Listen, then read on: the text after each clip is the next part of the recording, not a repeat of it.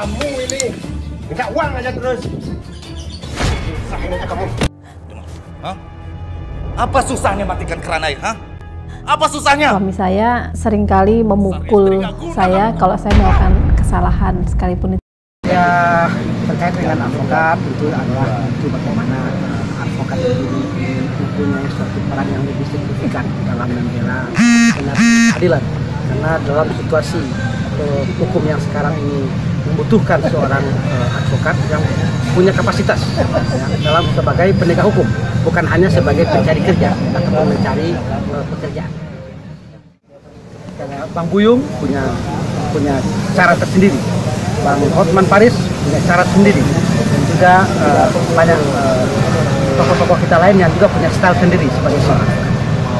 Menyikapi nama Hotman Paris, ada komen? So far so good. Ya, beliau sebagai termasuk seorang advokat yang berhasil dan tentu menjadi banyak inspirasi juga bagi advokat-advokat muda. Tapi di balik plusnya ada minusnya, yang di mata Dato bagaimana? Oh, tentu karena kita orang timur ya, mikul dur mendem. Ya. Mengagungkan kebaikannya dan memendam keburukan. Bang, menyikapi yang lagi rame sekarang ini soal Rizky Gilar langsung aja. Oke, enggak masuk dulu, aku mau giring dulu ini si masalah Hotman, baru kita berkaitan dengan Hotman Paris, terkait dengan kasus Rizky dan Rizky. Oh, Hotman. Oh, Hotman Sitompul. Ya, sorry.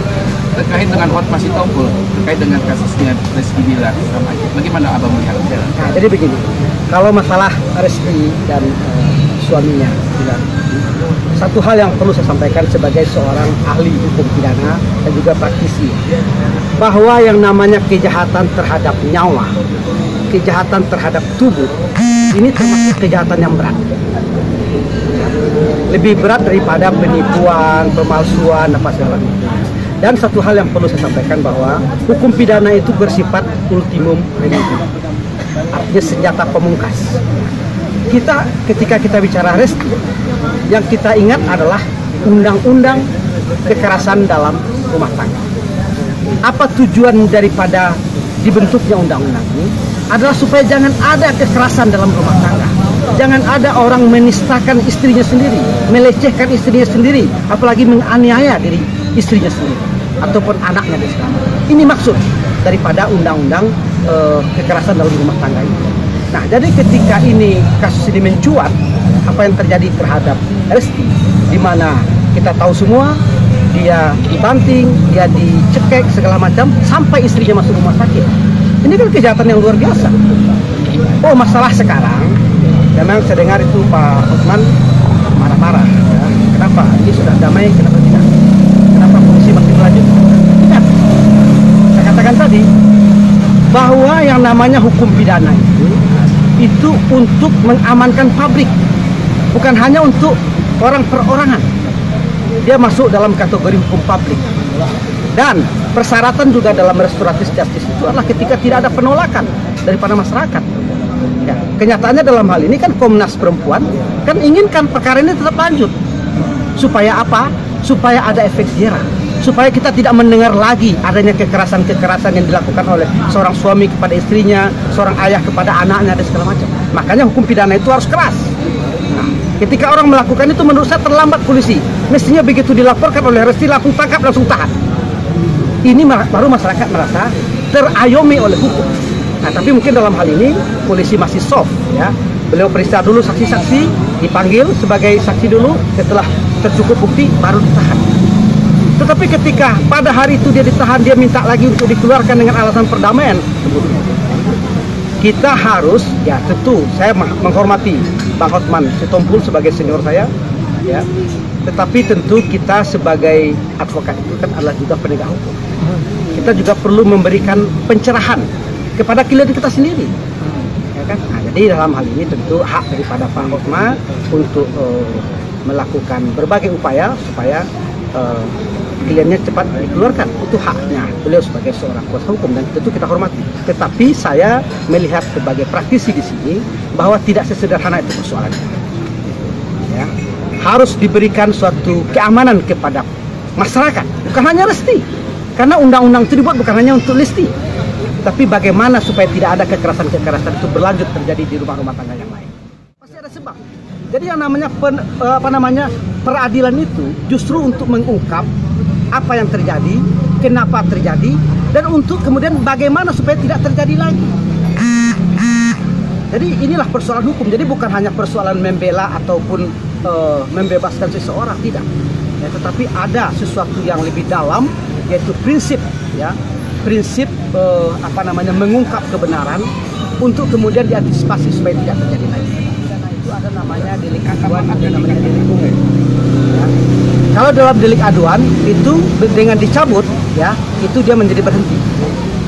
Tetapi menurut saya perkara penganiayaan ataupun kekerasan dalam rumah terhadap Lesti ini bukan hanya masuk dalam delik aduan, tapi juga delik umum. Nah, ketika dia menjadi delik umum, ya jadi itu harus diproses supaya umum puas. Oh, ini loh masalahnya, makanya supaya nanti orang tidak mau sembarangan lagi dengan istri-istri. Tapi hukum melihat mestinya, ya, tadi hukum melihat bukan hanya Lesti and Sik, tetapi adalah kemanusiaan sosok Lesti yang lain. Ini harus dilihat, dan ini terjadi dilakukan dalam rumah tangga Lesti dan Bilar.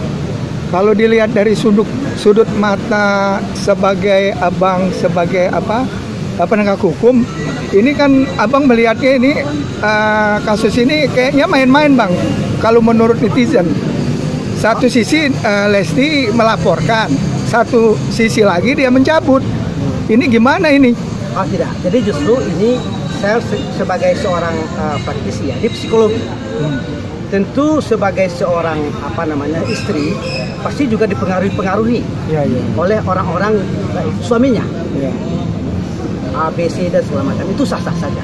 Nah, makanya saya bilang tadi, dalam hal ini penegak hukum itu harus objektif melihat.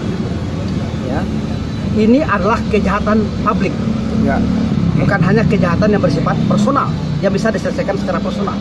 Bukan hanya utang piutang ini kejahatan. Kalau utang piutang dibayar hutang selesai. Tapi ini kejahatan, ya, yang negara harus tampil untuk memastikan bahwa kejahatan-kejahatan itu tidak terjadi lagi. Nah, kalau dari pihak kepolisian cepat tanggap mengeluarkan rilis bahwasannya si Rizky Gilar sudah menjadi tersangka, itu gimana, Bang? Apakah bisa ditarik kembali dengan perdamaian itu? Saya dalam hal ini justru memberikan apresiasi kepada Kapolres Jakarta Selatan, ya, yang telah melakukan pemanggilan dan kemudian langsung menahan. Karena memang sebitulah yang seharusnya dilakukan oleh penegak hukum. Ya, malah saya katakan tadi mestinya terlambat. Begitu orang melapor, begitu masuk polisi dia, masuk rumah sakit dia, langsung bertindak mestinya. Karena ini kejahatan terhadap nyawa, kejahatan terhadap tubuh. Begitu. Ya, tapi apapun juga, saya memberikan apresiasi kepada Kapolres dan saya dukung Kapolres untuk tetap melanjutkan perkara ini supaya nanti masyarakat tahu, ya, bahwa tidak boleh melakukan kekerasan terhadap istri sendiri. Kalau ini disebut dengan kejahatan, ada yang mengatakan itu sebagai tingkat kejahatan. Dengan kata maaf, apakah kejahatan yang diberikan misalnya itu tidak akan terulang lagi? Kalau misalnya dikategorikan sebagai tingkat kejahatan. Ya, jadi begini, sekarang kan memang ada istilah restoratif justice. Itu artinya mengembalikan keadilan itu sebagaimana keadaan semula. Ya, artinya sebilang itu baru berlaku ketika hutang piutang, ya kan, atau dia tertipu kemudian dikembalikan. Tetapi ketika kejahatan yang bersifat memukul seseorang, ya, walaupun itu adalah istri sendiri, ini kejahatan. Negara harus hadir untuk memberitahukan kepada publik bahwa kejahatan itu tidak boleh dilakukan lagi. Kalau Anda lakukan, Anda akan seperti ini. Nah, jadi menurut saya mungkin ya tetap kita dalam hal ini kan tidak perlu juga berlama-lama lah. Nah, tinggal bagaimana Mas Bilarnya ini memberikan keyakinan kepada publik, ya, kepada polisi juga, ya, bahwa betul-betul dia menyadari itu sebagai suatu keliruan dan itu ketika itu dapat diyakinkan dan juga diyakinkan kepada publik, bukan hanya kepada Lesti, ya. Nah, diyakinkannya kepada Komnas Perempuan dan segala macam, saya rasa juga akan diselesaikan dengan baik dan tidak perlu ke pengadilan. Demikian. Kesimpulan akhirnya bagaimana, Pak, dengan kasus ini? Ya, kita lihatlah perkembangan. Tapi saya secara sebagai orang yang peduli dengan perempuan, Jadi harus diberikan pembelajaran kepada orang-orang yang menyakiti